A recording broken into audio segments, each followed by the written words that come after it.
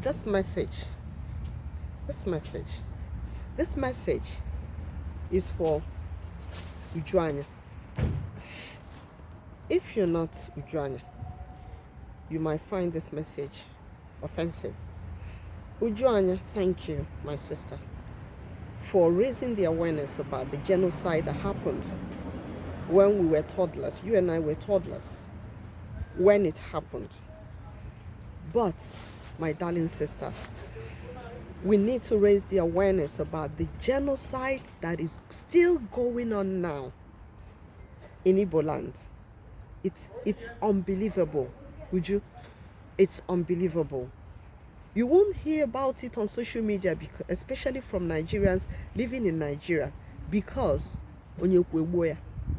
if you criticize the government, if you say anything, if you say the truth, you get killed for no reason.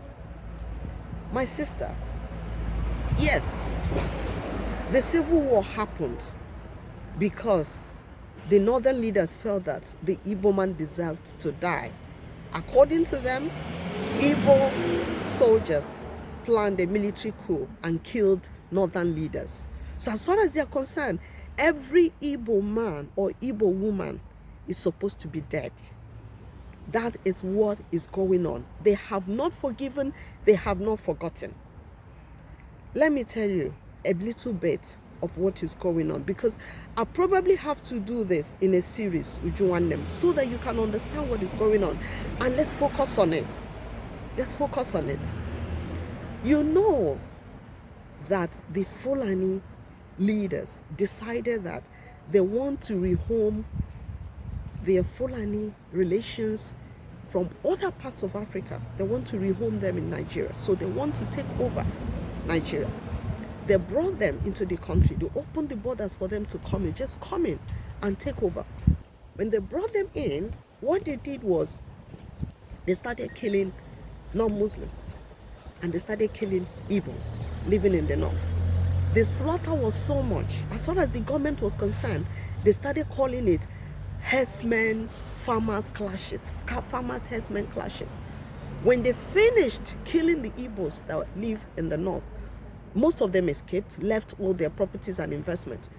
They decided that they want to take over the Middle Belt, Benue, Plateau, and they started killing the people. They killed them in the farms. They set their homes ablaze, and you must have read a lot. There was a particular lady that wept and said, my father and my mother were set ablaze while they were sleeping in the house, because the Fulani oligarchs have asked all their people, miscreants, uneducated cattle rearers, terrorists, just come, slaughter your way through the land.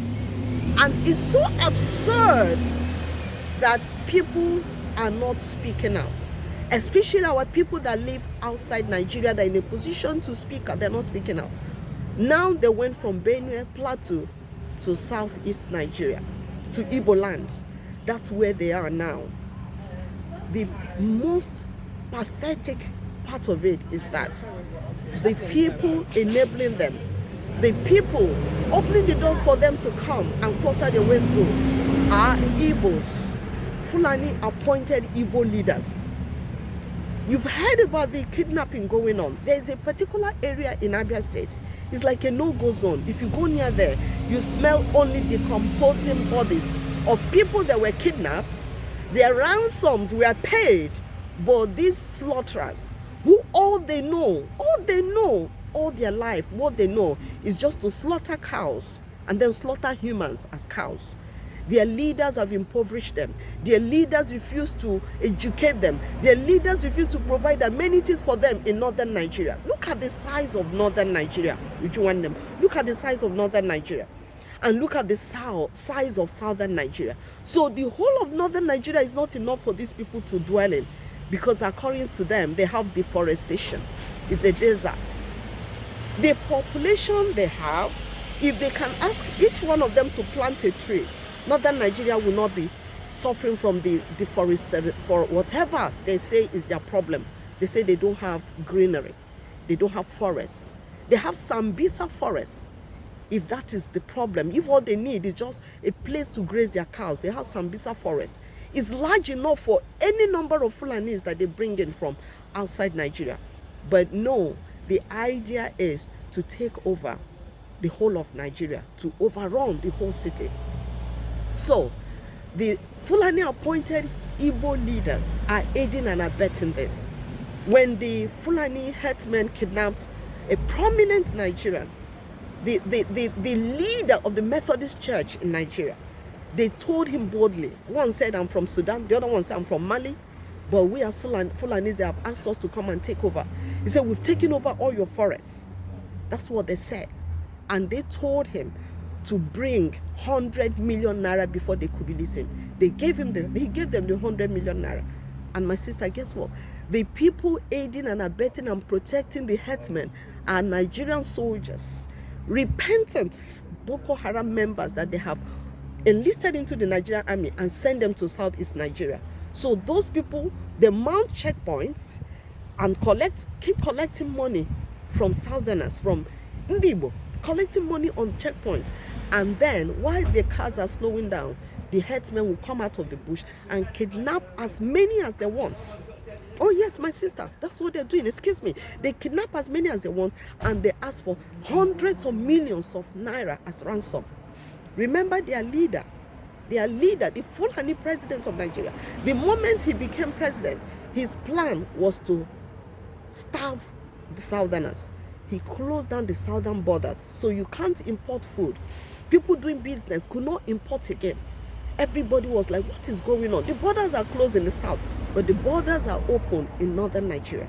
They opened the borders up to today. A northern leader, no, it was the spokesperson of the military in Nigeria that said that over 132 border posts in northern Nigeria are not manned by anybody. The whole place is open. So they are coming in. They are calling them bandits because now they have started killing one another. So they are not bandits. They are not terrorists. No, they are bandits. And these bandits are so powerful that when they kidnap people, especially in northern Nigeria, when they kidnap people, the government negotiates with them. The federal government negotiates with them. And the oil wealth of the south is being passed on to these bandits, these uneducated slaughterers, these uneducated cattle rearers. These people that are not even Nigerians, they have been brought in to invade Nigeria. We are talking about the election. It's not likely the election will hold because they know if the election holds free and fair that Obi would win, and they wouldn't want Obi to win. The northern leaders also impoverished their people to the extent that they are boasting that they said El Rufai, one of the Fulani oligarchs that's holding Nigeria hostage, he boasted, I said, northerners cannot vote for Obi because 80% of northerners don't have access to internet, so they don't know Obi. Can you imagine a father boasting that his children are so poor, so wretched, so uneducated, they don't have access to internet, they don't even know what social media is all about? That's what he's boasting about. And as far as he's concerned, it's something to boast about. So that means they will retain power. The people they've impoverished, the people they've underdeveloped, the people they've made sure are illiterate will just be there, just voting for the same northern leaders that have been destroying their lives. The thing is that these people, what they know is what they do, and what they have is what they give. All they have in them is wickedness. All they have in them is destruction. They're destroying their own people as well. But we say, you can't destroy us. You can't destroy us. No, leave us. Leave us as we are. If you don't want us to be part of Nigeria, let us go. That's fairness. If you're so disgusted, you hate us because, excuse me, I'm just, it makes my eyes and nose to water.